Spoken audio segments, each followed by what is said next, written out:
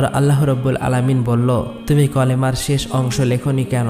কলম ভয়ে কাঁপতে কাঁপতে বলল, হে আমার রব, আপনি পাক পবিত্র, আপনি এক অদ্বিতীয়, আল্লাহ ছাড়া তো কোনো উপাস্য নেই।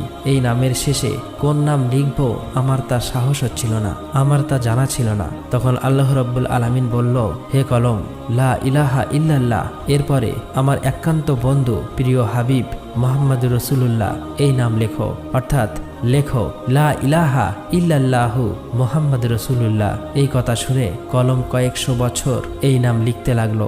অতঃপর মহান রব্বুল আলামিন আর সে মুহাল্লার উপর বিশাল বিশাল স্তম্ভ সৃষ্টি করলেন এবং সেগুলি 7 তবক জমিন আসমানের ভিতর পুঁতে রাখলেন। তাফসীর কারকরা উল্লেখ করেছেন যে একটি স্তম্ভ থেকে আর এক স্তম্ভ দূরত্ব 700 বছরের পথ। তারপর আল্লাহ তাআলা আরশ সৃষ্টি করলেন এবং এই আরশ বহন করার জন্য সামান্য কয়েক মুহূর্তে 4